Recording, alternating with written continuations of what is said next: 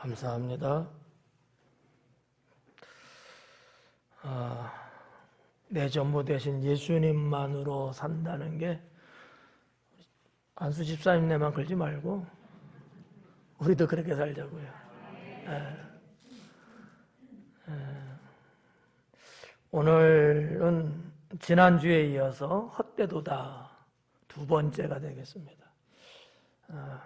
6절까지 하고 마쳤는데 이 뒷부분 7절서부터 11절까지의 말씀도 전도서의 이렇게 도입 부분, 처음 열어가는 부분으로서 헛되다는 것을 상당히 강조하고 있거든요. 그래서 오늘도 뭐가 헛된 것인지, 헛된 것들이 어떤 것인지, 이런 헛된 세계 속에서 우리가 또 어떻게 살아야 될 것인지, 이런 메시지들이 담겨져 있는데, 지난주에도 말씀드렸다시피 전도서는 참 어려워요. 메시지가 안에 감춰져 있고 숨어 있어요. 그래서 여러 가지 것들을 좀 이렇게 알아야, 들춰내야 그 속에 있는 뜻을 좀 더 우리가 알 수 있게 되고, 물론 성령님께서 지식과 지혜로 이 말씀들을 깨달을 수 있도록 하는 거, 이건 뭐 원천적인 내용이죠. 그걸 떠나서 문학적으로, 학문적으로, 또 영적으로, 또 시대적으로, 상황적으로, 비유적으로, 하여튼 너무나 많은 것들을 가지고 말씀을 봐야 되는 정말 그러한 전도서가 아닌가 이렇게 생각됩니다. 사실 제가 좀 어떤 측면에서는 그래서 좀 조심스러워요. 왜냐하면 상당히 그 철학적인 부분이 너무나 많이 있기 때문에 제가 인생을 그렇게 많이 안 살았잖아요. 그래서 얼마만큼 전도서를 통해서 우리 주님이 하시는 말씀을 여러분들에게 잘 전달할 수 있을까, 그런 이제 걱정이 이제 있는데, 또 한편으로는 해 아래 뭔 새 것이 있겠느냐, 다 그렇지 라는 또 생각에 조금 위안을 삼으면서 전도서 강해를 준비하곤 합니다. 자, 아무튼 오늘 7절서부터 11절까지 있는 말씀 여러분 잘 들어보시고 어떠한 말씀인가, 그냥 듣는 것으로 만족할 수도 있지만 조금 더 욕심을 부리면 들음으로 인해서 내 삶이, 내 인생이, 또 우리의 신앙이 앞으로 전진하고 좀 두터워지고 풍성해지고, 정말 인생이 뭐고 하나님 앞에 인생은 뭔가, 이런 것들을 깨달을 수 있다면 너무 감사하겠다라는 말씀을 먼저 드리고 싶습니다. 7절 말씀에 보면 모든 강물은 다 바다로 흐르되 바다를 채우지 못한다 그래요. 모든 강물은 다 바다로 흐른다는 거죠. 아니 뭐 평범하죠. 모르는 사람 아무도 없지 않겠어요? 자, 여기서 말하는 이 강물이라고 하는 것은 조금 여러분들이 이해를 좀 하셔야 돼요. 그러니까 뭐 우리나라든 우리보다 더 큰 나라든 보편적으로 강하면은 상당히 물도 많고 또 폭이 넓고 또 강의 길이도 길고 막 이런 등등의 웅장함을 생각들 많이 하잖아요. 그러나 제가 보건대 유대 사회에서의 이 강이라고 하는 개념은 꼭 그렇지만은 않다고 하는 거예요. 그냥 이해를 돕는다면 당진 하천 저 정도의 물길 정도도 그 당시는 강물이라고 표현들을 했거든요. 어떻게 보면 저거보다도 더 폭도 좁고 길이도 짧은 이와 같은 경우도 일반적으로 그냥 강이다 이렇게 표현들을 했다는 사실이죠.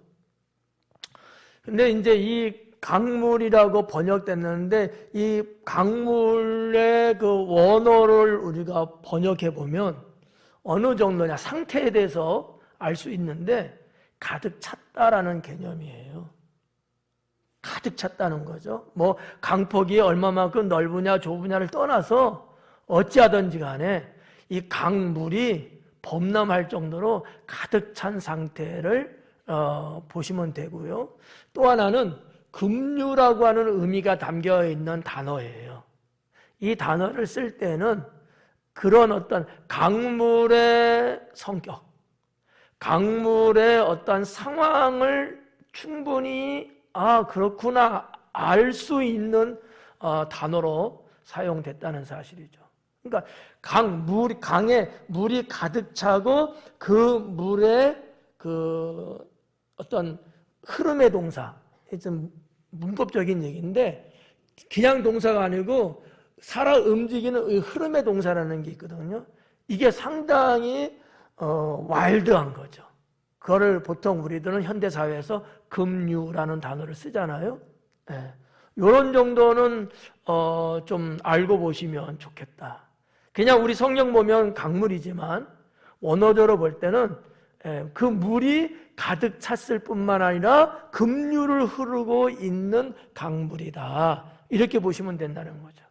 그러면 전도서의 기자는 도대체 뭐를 보고서 그렇게 표현을 했을까라는 거죠. 이것은 저 유대 땅에서만 볼 수 있는 사막 지대에서만 볼 수 있는 현상들이라는 거죠. 보통 뭐라고 표현했냐면 와디라는 단어를 썼어요. 와디. 예전에 강의할 때 신약 성경 강의할 때도 제가 말씀을 언급한 것 같고 한데 와디는 뭐냐면 유대 땅의 와디는 평소에 사막이에요. 근데 우기 때 물이 엄청나게 비가 쏟아질 거 아니에요. 근데 이것이 그냥 갑자기 급류가 돼버려요. 그러면 물이 흐르는 그 흐름의 그 뭐라고 할까 길이 있지 않을까요? 사막 모래라지만 광야라지만 여기에 급류를 이룹니다. 길이 없었는데 갑자기 골짜기 길이 만들어지기도 하고요. 그런 것들이 휩쓸려서 어느 지역에는 웅덩이도 되지만 무덤이 쌓이듯이 또 이렇게 모래나 흙 같은 것들이 쌓여버리는 이런 경우도 되고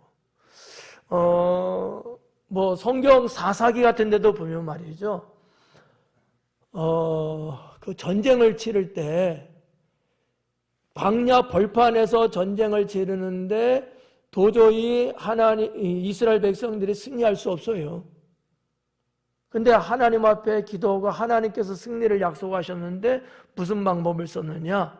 갑자기 급류를 이루어 갖고 적군이 넓은 평야 광야 같은 데 대진하고 딱 있었는데 한 번에 싹 쓸어버리는 거죠.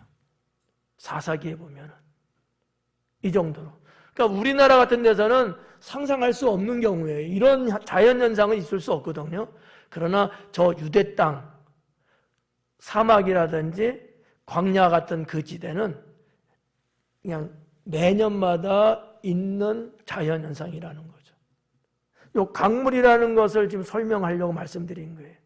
좀 이해 갈까요? 자, 이 강물은 다 바다로 흐른다는 거죠. 네. 그렇게 창궐하고 그렇게 급류를 이루는 이 강물, 어떻게 보면 무섭기도 한 이 강물이지만 이 모든 강물은 다 바다로 간다라고 하는 거죠. 전도서의 저자가 표현한 강물과 바다, 어떤 거를 말했을까? 지중해 바다를 말했을까? 아니면 뭐 태평양을 말했을까? 아마 제가 생각하건대 그 당시에 세계라고 하는 이 어떤 지역이 그렇게 넓게 보지를 못했어요. 그냥 우리가 사는 동네에서 주변 국가 어느 정도 이렇게 말이죠.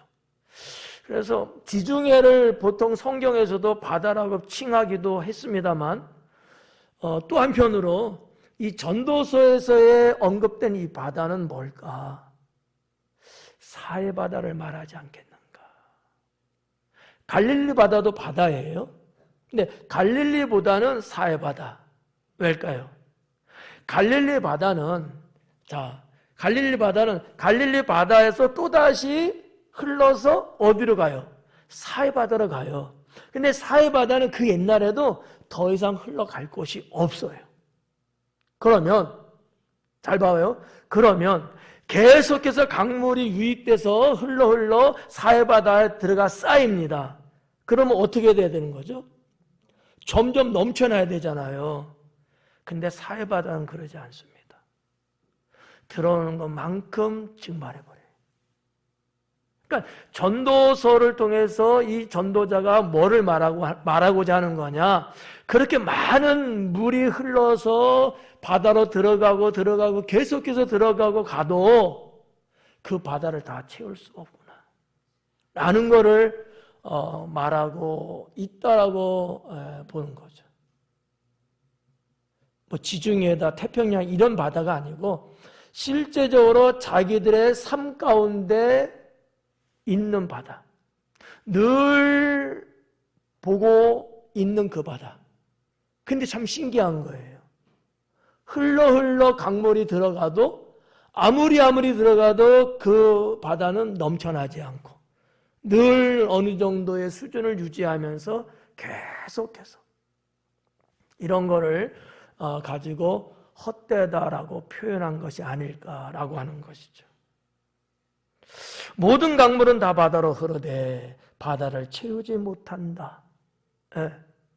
그건 뭐야 이거? 강물의 헛됨을 말하는 것이죠.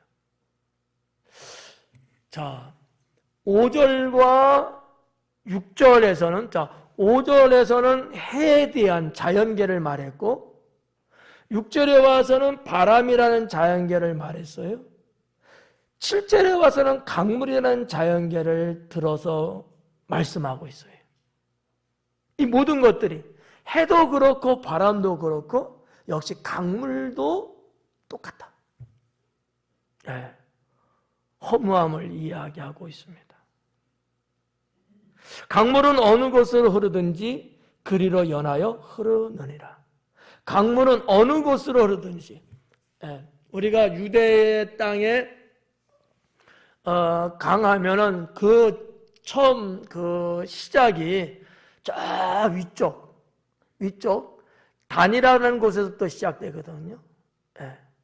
그래갖고 결국 요단강이 되고 요단강이 흘러서 갈릴리 바다 또 그 요단강이 또 흘러서 사해 바다 이렇게 쭉 이렇게 연하여지는 건데 물론 유대 땅에 강이 이 요단강만 있는 건 아니에요.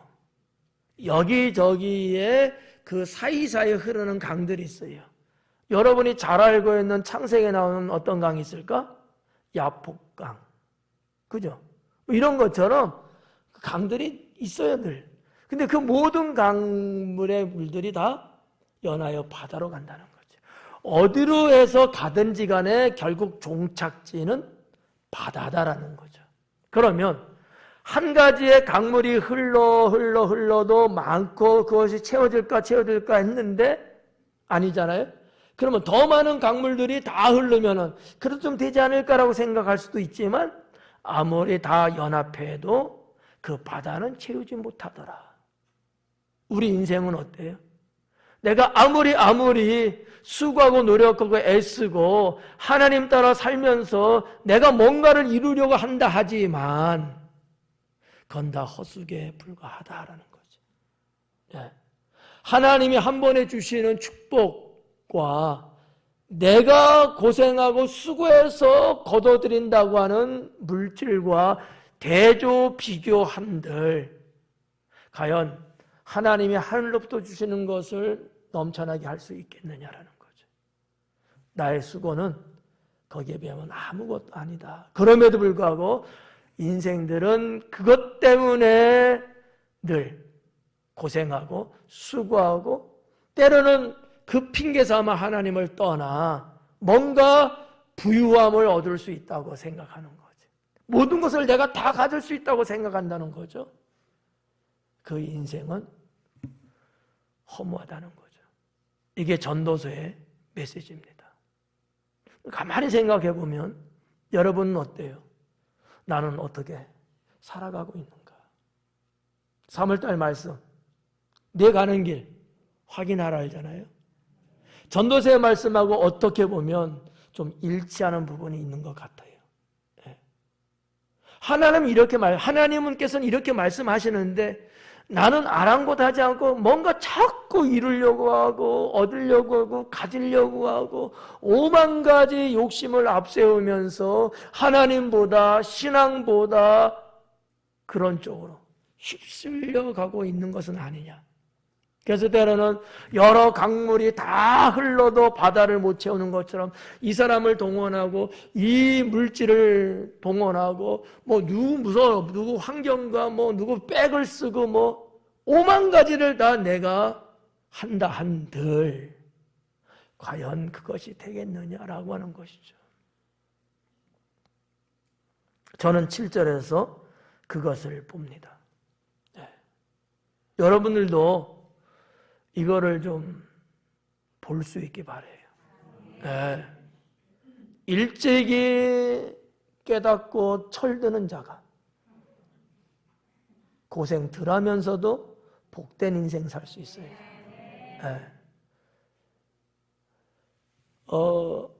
세상이 창조한 이래 인간의 최대의 목적이 무엇일까라고 묻는다면 제가 보건대 행복이라고 봅니다. 어느 시대든 누구든지 간에 행복을 위해서 그렇게 애쓰더라고요. 거의 다 그렇다고 봐야 되겠죠. 그런데요, 그게 그렇게 된 게 아니거든요.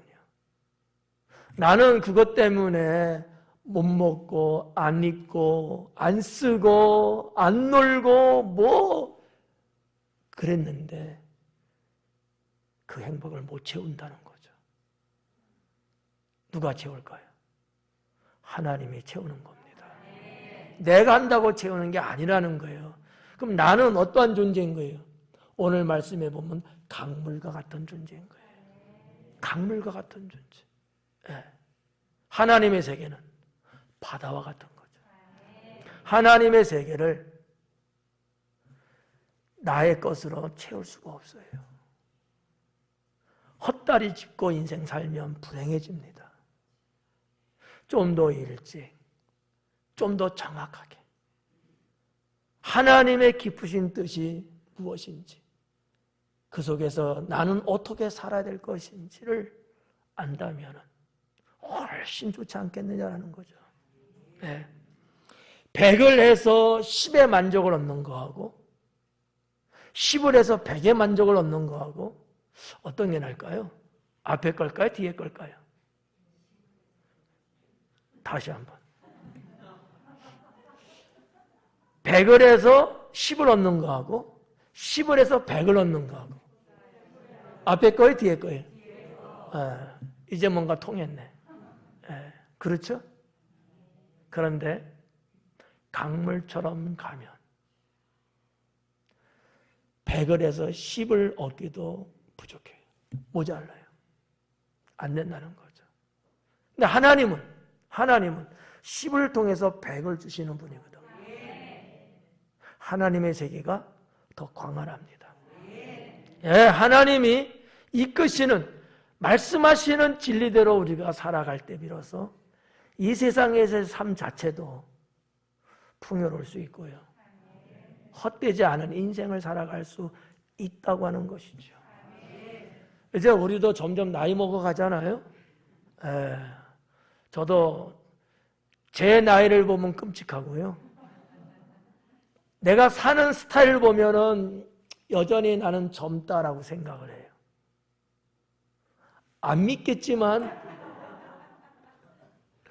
저는 그렇게 그냥 생각해요. 나는 내 라이프 스타일을 나는 늙었다고 생각 안 합니다. 나는 젊게 나는 살려고 합니다. 근데 문득 나이의 숫자를 보면 노인이구나. 노인이구나. 지금까지도 살아온 것이 주님의 은혜였지만 앞으로도 살아간다고 하는 거, 나는 이 남은 인생을 어떻게 살아야 될까? 전도서를 계속해서 늘 읽고 또 읽고. 불과 몇 절 되지 않은 강해를 한 주에 하지만 이거를 수십 번 읽고. 왜냐하면 이해가 안 될 때가 있어요. 근데 자꾸 읽고 기도하면서 묵상하다 읽고 하다 보면요, 깨달아져요. 말씀이 다가와져요. 그러니까 안 읽을 수가 없죠. 근데 읽으면서 진국을 끓여낼 때마다 그런 생각이 드는 거죠. 나는 하나님 앞에서 이 세상을 어떻게 채워갈 것인가. 내가 뭔가 하려고 하면 안 채워진다. 그러나 주께서 하시면 채워진다. 제가 도달한 결론입니다. 그래서 7절 말씀을 여러분께 드리는 거예요. 7절. 도대체 무슨 말인지 모르겠어. 뭐 당연한 얘기 아니야. 이렇게 볼 수 있는 성경 구절이지만 이 말씀 속에는 이런 깊은 인생 철학이, 그리고 하나님의 아주 뚜렷하고 선명한 진리가 있다고 하는 사실이죠. 8절 말씀에 보니까 모든 만물이 피곤하다는 것을 사람이 말로 다 말할 수는 없다 그래요. 모든 만물이 피곤하다는 것을, 이 모든 만물, 이 만물이라는 단어가 8절에 나왔는데 이 8절에서 말하는 이 만물은 앞에서 말씀하고 있는 자연계에 대한 모든 것들을 말하는 거예요. 좀 전에도 말씀드렸지만, 자, 처음에 뭐가 나왔다고요? 해, 그 다음에 바람, 그 다음에 강물. 이것들을 말하는 거예요. 이 만물이라는 개념은. 그러니까 세상의 모든 것들을 총칭하는 단어인데 이 전도서 1장에서는 그게 뭐라고 전도자는 기록했냐면 해와 바람과 강물이라고 쓴 거예요. 그거를 지금 이야기하는 거예요. 여기서 말하는 만물은. 근데 이 만물이 피곤하다고 하는 거예요. 우리가 앞에서 봤지만 해도 그렇고 바람도 그랬고 지금 강물도 그렇잖아요. 계속해서 연하에서 계속해서 불어대고 계속해서 내리쬐고 계속해서 순환하잖아요. 해도 순환하고 바람도 순환하고 물도 순환하고 계속하고 있잖아요. 그죠? 지난주에 제가 무슨 단어 썼어요? 순환의 법칙. 자연계는 순환의 법칙이다. 이 말씀 드렸잖아요. 이것을 만약에 인간이라고 본다면, 사람 인생이라 보면 얼마나 피곤하겠어요. 계속해서 도는 거야. 끝이 없어. 끝날 줄 알았는데 계속 돌고 있는 거예요. 끝날 줄 몰라요. 이게 만물이에요. 그래서 여기서 지금 8절에서 뭐라 피곤하다는 것을 그래. 피곤하다는 거예요. 이 피곤하다는 단어가 야게야라고 하는 단어인데, 야게야. 야게아라는 단어인데 무슨 뜻이냐면 힘든 노동으로 지쳤다라는 뜻을 갖고 있는 단어라는 거죠. 야게아. 아주 엄청나게 힘든 노동을 해요. 뭐 우리 사회로 보면 막노동하는 거 있잖아요. 저는 막노동을 해봐서 알아요. 청년 때. 정말 그 옛날에 영민이 나이? 영민이보다도 더 어린 나이 때 저는 노동 현장에 가서 돈을 벌려고, 왜 공부를 해야 되니까 찜통, 옛말로 찜통이죠. 찜통을 메고요 돌고 돌아서 건물 4층 5층을 하루 종일 찜통을 메고 일해본 경험이 있어요. 오후 한 서너 시 되면요 휘청휘청거려요. 찜통도 무겁고, 물론 뭐 젊은 청년 때지만 하루 종일 계속 오르면서 찜통을 매니까 오후 점심 먹고 오후 서너 시 되면요 다리가 풀려갖고 막 이래. 그리고 더 가면요 빈혈이 마르게 오는 것 같아요. 이래. 그런 막노동 일을 어느 정도 쭉 해봤어요. 너무 고달픈 거죠. 일하면서 공부해야 되고 공부하면서 일해야 되고. 이 아주 힘든 노동, 정말 피를 말리게 하고 말이죠. 그냥 이 자리에 그냥 죽어도 여한이 없겠구나 생각이 들 정도로 땅바닥에 누우면요 그렇게 행복할 수가 없었어요. 그냥 10분만이라도 숨을 안 쉬고 그냥 있으면 좋겠다 이런 생각도 들어봤어요. 하루의 일과를 마치고 그 다음 날에는 안 했으면 하지만 안 할 수가 없는 거지. 그래서 또 나가고 또 나가고 또 나가고. 정말 지쳤다는 표현은 사치스러운 표현입니다. 네. 저는 그래서 야게하라는 이 단어가 마음에 딱 와닿아요. 이게 뭔지를 알아요. 저는 직접 해봤기 때문에. 네.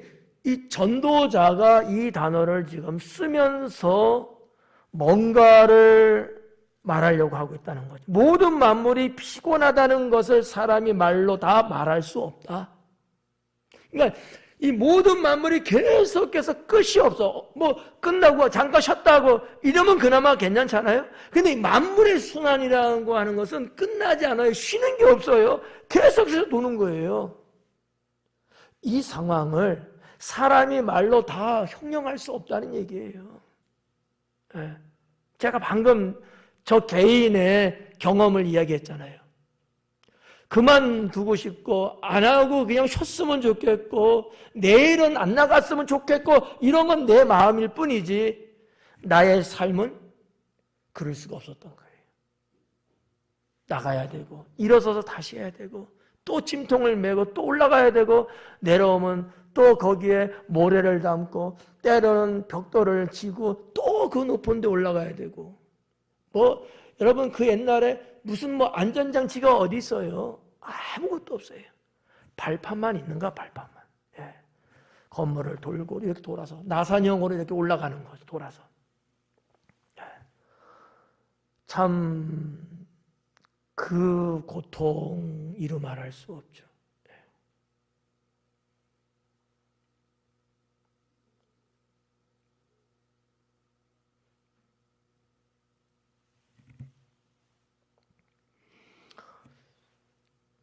사람이 말로 다 할 수 없나니 눈은 보아도 족함이 없고 귀는 들어도 가득 차지 아니하도다.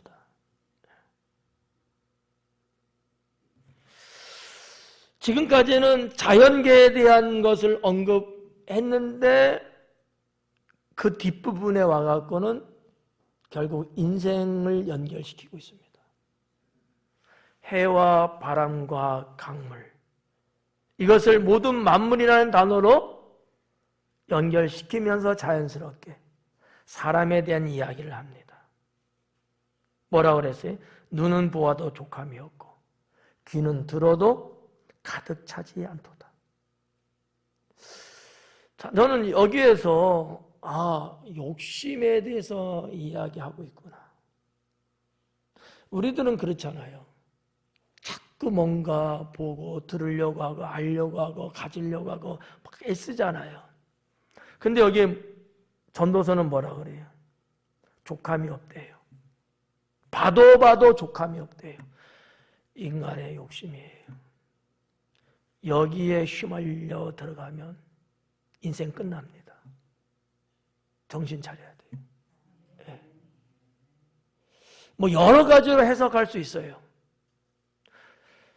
부정문을 써서 볼 수도 있고 긍정문을 써서 볼 수도 있어요. 그러면 그거는 뭐 여러분들이 어떻게 보냐의 차이인데 이런 부분들이에요. 눈은 보아도 족함이 없대. 우리가 이렇게 눈으로 보잖아요. 그러면 좋다. 너무 아름답다. 막 흥분이 되고 만족감을 느끼고 이럴 수 있잖아요.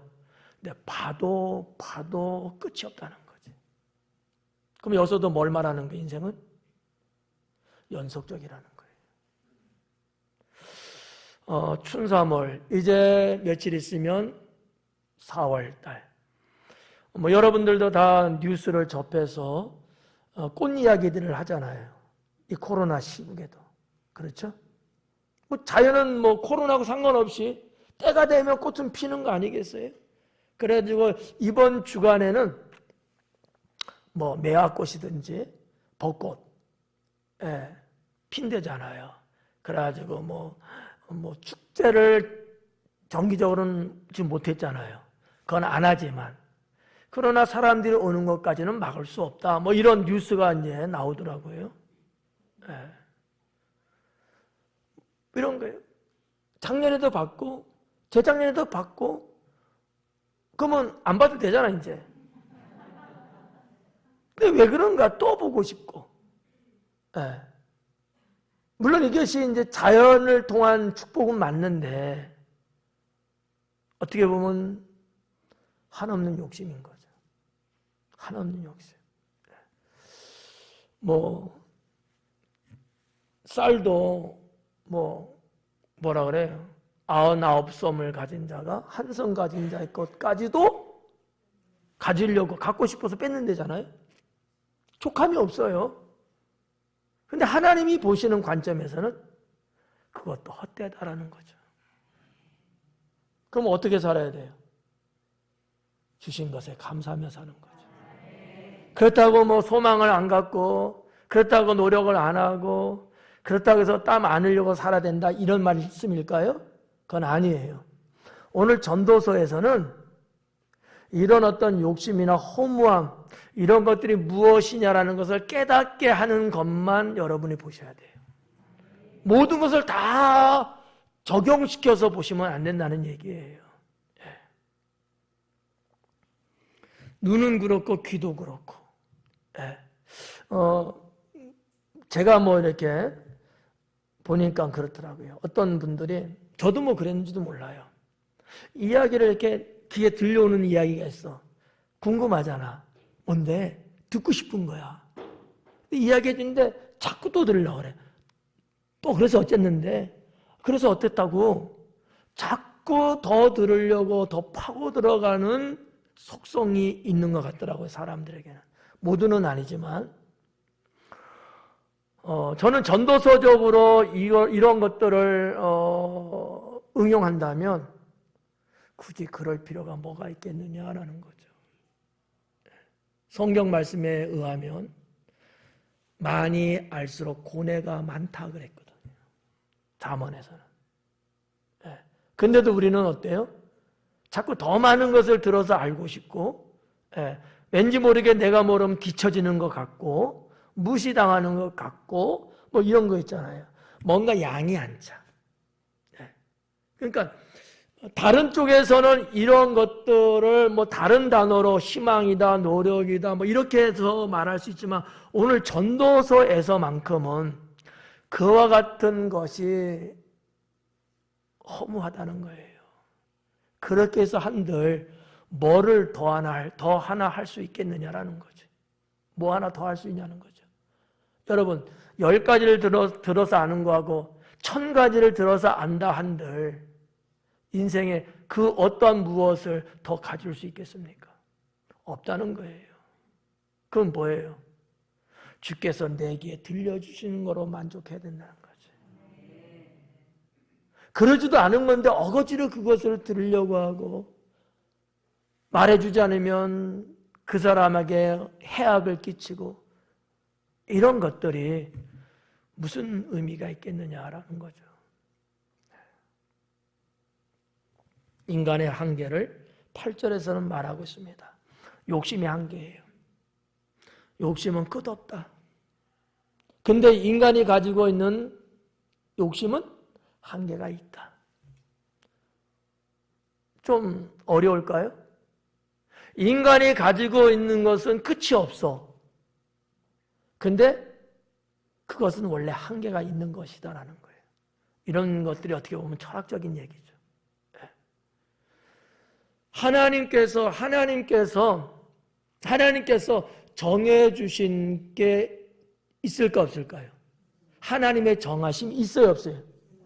그 한계가 있다는가? 인생의 유한, 유한, 무한이 아니고 한계가 있다는 거예요.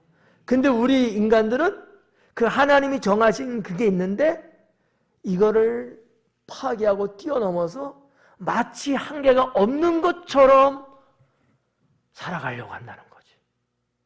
이게 뭐예요? 욕심이라는 거죠. 하나님의 뜻을 그런 것 때문에 어기고 살아가게 된다는 거지. 예를 들면 이런 거예요. 하나님이 저한테 야, 너는 1억만 갖고 살아라 이랬다고 하면, 근데 나는 10억을 가지려고 하는 거야. 그래야 나는 부자가 되는 것 같고, 그래야 나는 행복한 것 같고, 그래야 나는 사람들한테 무시당하지 않을 것 같은 거예요. 제가 잘못됐을까요? 잘못되지 않았을까요? 알았어요. 말하기 곤란하다 이거죠. 이게 우리들의 내면의 모습이다. 근데 하나님은 나에게 정해줬다는 거죠. 인간들에게 정해놓은 게 있어요. 창조하실 때 하나님의 법칙에 의해서 정한 기한이 다 있다는 거죠. 근데 우리들은 그걸 자꾸 뛰어넘고, 그거 뛰어넘으려고 하나님 법도 어기고 하나님 뜻도 거스리면서 너무 욕망적으로 살아가고 있다라고 하는 것이죠. 그 인생이 하나님 보시기엔 헛될 뿐이다라고 하는 겁니다. 이런 것들을 여러분들이 정말 깨닫고 깨달은 바만큼 그렇게 정말 살아만 간다면은 그런 여러분들이야말로 행복한 사람이라고 저는 봅니다. 네. 대체적으로 세상 사람들은 만에 한두 명이나 그럴까? 그렇게 못 살더라고요. 네. 여러분들은 그렇게 사실 건가요? 그렇게 안 사실까요? 그렇게가 도대체 뭔 얘기야, 목사님? 그래서 여러분 대답 못 하시는 거죠? 그런 것 같아. 하나님이 정하신 법칙과 기한에 따라서 그냥 범사에 감사하고 자족하는 마음을 갖고 주어진 삶의 기쁨으로 살아가는 것을 말하는 거야. 그렇게 사실 살아가실 거예요? 그래요. 행복은 거기에 있습니다. 자, 9절에 이미 있던 것이 후에 다시 있겠고 새 것이 없을 후에 다시 할지라. 자, 봐봐요. 이미 있던 것이 후에 다시 있겠대요. 이미 있던 거예요. 나를 현재로 보고 이미 있던 것인가 과거잖아요. 과거에 있던 것이 내 미래에도 있겠다는 거죠. 맞죠? 그러면 뭐야? 늘 있다는 얘기야. 늘 있다는 얘기야. 근데 우리들은 늘 없었던 것처럼 착각하고 있다는 거죠. 그걸 말하는 거예요. 이미 한 일 후에 다시 할지라. 이미 한 일 후에 다시 할지라. 이미 한 일이에요. 그래 다시 한다는 거지. 앞부분도 과거에 있었던 것이 미래에도 있다는 거예요. 이미 한 일은 과거에 한 거예요. 거기서 다시 미래에 또 한다는 거야. 이건 뭐예요? 역시 회전하고 있는 거예요. 그런 말 있잖아요. 유행은 돌고 도는 거다. 네. 이게 순환의 법칙이에요. 근데 우리들은 무슨 착각하냐면 이게 새로운 것이라고 생각해. 네. 이것이 최고라고 생각해요. 아니에요. 내가 있기 전에도 그건 있었고요. 내가 죽고 난 이후의 세계에도 그건 또 있을 거예요. 그러면 욕심 부릴 필요가 뭐가 있겠느냐라는 거죠. 끝없는 연속이죠. 욕심과 미련을 버려야 된다. 저는 이 구절에서 그것을 느껴봅니다. 욕심과 미련 버리자.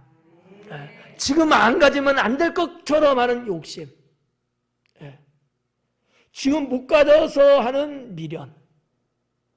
이런 욕심과 미련이라고 하는 이 두 가지의 형이상학적인 것들을 버리고 살아야 된다. 왜요? 예전에도 있었고 후에도 있을 것이고 이전에 한 일인데 나중에도 할 거야. 늘 내가 그걸 몰라서 그러는 거지 늘 우리의 삶의 공존 속에 있는 것들이에요. 내 지식이 짧았고 내 경험이 부족했을 뿐이지 나만의 세계만을 내가 생각하고 나만의 세계만 내가 바라보고 살아서 내가 몰랐던 것이지 나 외의 세계, 이 우주적인 코스모스 이 세계 안에는 이미 거기에도 있다라고 하는 것이죠. 있는 거예요. 근데 마치 그러지 않은 것처럼 그래서 우리는 뭐예요? 자꾸 뺏어 가지려고 독존하려고 때로는 전쟁도 치르고 때로는 아비규환 속에서 살아가려고 한다는 것이죠. 러시아가 그렇잖아요. 예. 저는 그래서 러시아가 우크라이나를 침공한 사태를 쭉 매일 봐요. 관심 있게 봅니다. 댓글도 좀 쓰고요. 근데 헛된 일일 뿐이에요. 그거는 어느 한 개인의 지나친 욕심과 허무함이에요. 네. 뭐 자기는 어떠한 사명감을 갖고 그런지 몰라도 정신분열증이다. 네. 저는 그렇게 판단합니다. 성경적으로 봐갖군요. 더더욱 그 인생은 파멸한 거예요. 성경적으로 보면. 일반적으로 봐도 그런데 성경적으로 보면 더더욱 그렇다라고 저는 생각을 하죠. 근데 그분뿐만 아니라 우리도 비슷한지도 몰라요. 네. 세상을 살아가면서 수고하지 않고 노력하지 않고 희망을 안이 갖고서 산다는 것도 어떻게 보면 하나님 뜻에 어긋나고 죄악일 수는 있어요. 근데 이 전도서 여기서만 보자는 얘기죠. 여기서만 봤을 때 우리가 이렇게 지나친 욕심, 과도한 욕심, 하나님을 느끼지 않으면서 나만 생각하는 이러한 욕심들은 이거는 파멸의 극치다 라고 볼 수 있다고 하는 사실이죠. 그래서 어떤 사람들은 제가 이렇게 보니까 이것만이 최고라고 강조하고 우기는 분들이 있어요. 야, 이건 새 거야, 이건 새 거야 하면서 자기가 인류 최초에 발견 내지 발명한 것인 양 말하는 경우들도 있더라고요. 근데 이 구절의 말씀을 놓고 보면 그것들은 이미 예전에 다 있었던 것들이었다는 거죠. 예. 하나님의 세계, 우리가 아까 7절에서 바다 이야기 잠깐 드렸잖아요. 나의 세계는 강물이고 하나님의 세계는 바다다. 강물로는 그 바다를 메울 수 없다. 인간이 이 진리를 깨닫지 못하고 창세기에 보면 바벨탑을 쌓는 것과 같았다라고 하는 것이죠. 우리가 막 쌓아갖고 올라가면 하나님 거기까지 올라갈 거라고 생각했잖아요. 하나님이 우리 인생을 간섭하지 못하고 우리 마음대로 우리 인생을 살 수 있을 거라고 생각하고 바벨탑을 막 쌓잖아요. 그게 가능할까요? 인생은 그런 착각 속에 산다는 거죠. 저는 아니라고 믿어요. 그래서 여기 9절 말씀에 보니까 뭐라고 합니까? 해 아래는 새 것이 없다. 해 아래는 새 것이 없다. 이 해 아래라는 게 뭐라고 그랬어요? 이 세상을 말하는 거야. 이 세상 속에서 살아가는 인생을 말하는 거예요. 하나님이 창조하신 이 우주 삼라만상을 말하는 거예요. 다 해 아래예요. 여긴 새 것이 없다. 그럼 다 뭐예요? 다 헛 거야. 근데 우리는 그것이 최고고 그것만이 으뜸이라고 생각하고 그것만이 최고라고 생각하면서 그것만 내가 가지려고 그래. 여러분, 성경에 보니까 새 것은요, 새 하늘과 새 땅. 하나님이 장차 믿음의 백성들에게 주시려고 예배해 놓으신 그곳, 새하늘과 새 땅, 그것만이 새 것이에요. 그거 외에는 새 것이 없습니다. 우리가 살아가고 있는 거 새가 아니에요. 여러분 은행 가서 저 새로 나온 새 거 돈 좀 바꿔주세요. 그거 새가 아니야. 돌고 돈 것뿐이야. 다만 새 거로 재생해서 나올 뿐이야. 나무 벌프를 해갖고 만들 거 아니에요, 종이를요? 예. 그러나 이미 이 세상에 창조된 모든 것들은 이미 하나님 안에서 다 헛것에 불과합니다. 그렇다고 보면 하나님은 우리에게 무엇을 원하실까요? 새 것을 바라보기를 원하십니다. 헛것 같고 아우성치고 난리법석 떨고 그게 아니고 하나님께서 자녀들에게 주시려고 마련해온 언약의 땅, 언약의 나라, 그게 어디야? 새하늘과 새 땅, 주님 나라 천국. 그거예요. 예. 오전 예배 때도 말씀드렸잖아요. 예. 가나안 땅에 들어가는 길. 우리의 최종 목적지이며 우리의 방향성과 우리의 현재성을 놓고 볼 때 우리는 가나안 땅에 들어가는 그 길, 그 길에서 이탈하거나 그 길과 비슷한 유형의 길을 우리는 선택하면 안 된다. 오직 원웨이, 그 길만 우리는 바라보고 그 길로 가야 된다라고 저는 믿습니다. 그래서 이 9절 말씀의 이런 부분들, 무엇을 성취한 것처럼 우리가 괜히 떠들고 교만해서는 안 되지 않겠는가라고 하는 거죠. 이미 다 한 것들이에요. 다 거기서 거긴 거예요. 그거 갖고 여러분 부부간에 싸워서 갈라지고 그런 것 때문에 동기간에 싸워서 법정에 나가고 그런 것 때문에 부모 자식 간에 칼부림이 나고 이래서 되겠느냐라는 거죠. 인생의 업적을 자랑하지 말자. 네. 인생의 업적을 자랑하지 말자. 저는 역으로 버리자라는 생각을 갖습니다. 사적인 얘기입니다만 저는 좀 그래요. 성경에서 온 제 인생 철학이죠. 저는 나를 위해서 뭐를 위해서 좀 업적을 쌓고 남겨놓으려고 하지 않습니다. 의도적으로 안 하려고 저는 그래요. 주변 사람들은 자꾸 그런 것들 좀 모아놓고 좀 이렇게 후배도 양성하고 뭐하고 이런 얘기를 해요. 근데 저는 그게 무슨 의미가 있느냐. 저는 늘 그렇게 생각해요. 그래서 많은 논문도 있었지만 다 그거는 그때뿐으로 목적에서 쓰여졌을 뿐이지 그거를 남기고 지금도 이렇게 지금 예배 촬영하고 동영상이 찍어서 물론 남기고 있습니다만 저를 위해서는 아니고요. 성도 여러분들이 예배에 동참하지 못했기 때문에 보시라고 촬영하는 것이지 없어요. 저는 좀 그러려고 그래요. 나라는 존재를 남기려고 하지 말. 내가 뭔가 했다 하는 그 업적, 그게 무슨 의미가 있느냐. 다 뗄 뿐이다.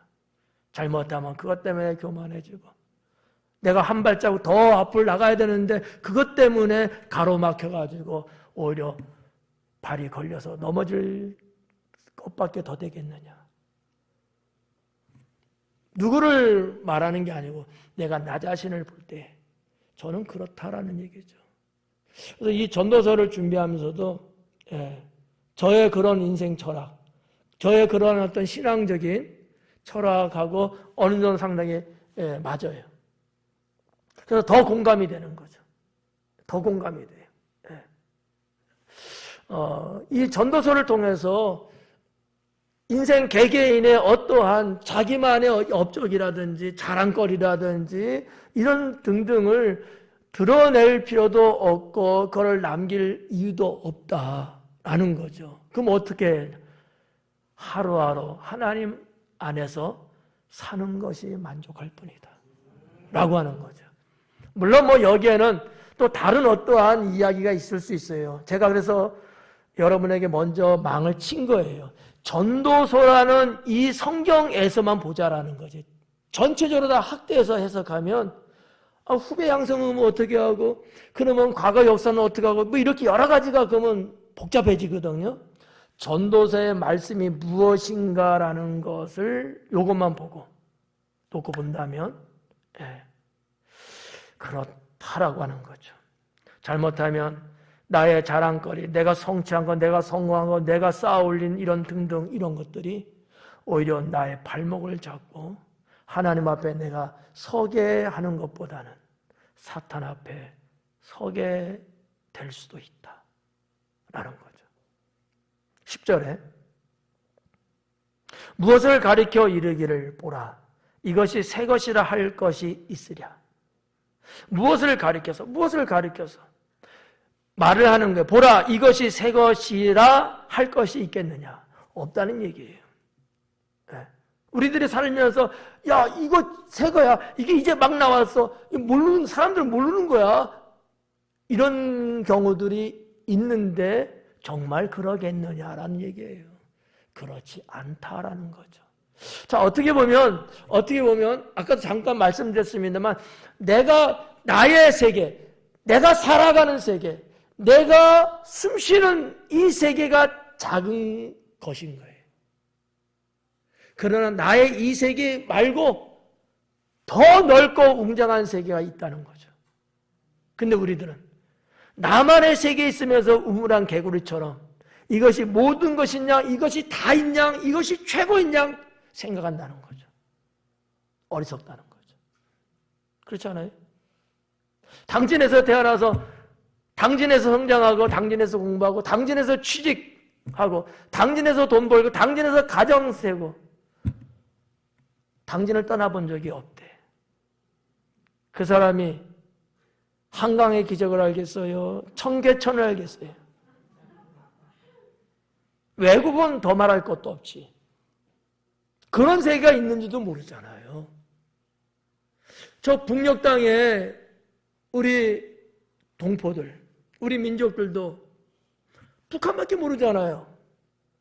폐쇄된 공간이니까. 네. 이런 거와 같다는 거예요. 여러분, 하나님의 세계를 가지고 살아가야 됩니다. 하나님의 세계. 그러려면 말씀을 여러분이 깊이 알아야 돼요. 네. 이 말씀 속에는 무궁무진한 학문도 있고 인생에 어마어마한 사람들이 살아간 경험치도 담겨져 있고 뭐 하나님 진리 말씀이다 이걸 다 떠나서라도 학문적인 접근을 한다만 할지라도 이 성경 안에는 어마어마한 학문들이 어마어마한 인생의 경험들이 축적되어 있습니다. 성경을 많이 읽고 많이 깨닫고 이 말씀을 정말 탐독이라고 할까? 정말 연구를 하다 보면 기가 막힌 정말 인생의 아주 넓은 우주적인 이 나만의 코스모스 세계가 열리게 되는 거죠. 그래서 성경 중심의 인생을 살고 가치관을 갖고 있는 분들을 보면요 속이 넓어요. 마음이 넓다고요. 오해하고 곡해하고 지지고 볶고 싸우고 그러질 않아요. 상당히 유연하고 상당히 온유하고 여유가 있고요. 이런 사람 저런 사람 이런 경우 저런 경우 많이 겪잖아요. 우리가 살면서. 그런 게 다 이해가 되고 수용이 되고 허용이 되고 부딪힐 이유가 없어. 왜? 넓은 세계를 가졌거든요. 좁은 세계 가진 사람은 경험이 없다 보니까 이해를 못해요. 자기밖에 모르거든. 그래서 이참에 말씀드리면 여러분들의 성경 말씀을 늘 많이 읽고 계시죠? 또 예배 때 강해를 통해서 또 많이 또 알고 계시잖아요? 이런 거를 여러분 나름대로 좀 곱씹어 보시면서, 예. 원래 여러분들이 갖고 있는 여러분만의 세계 말고 하나님께서 가지고 계신 더 광활한 세계, 그 세계를 가져라.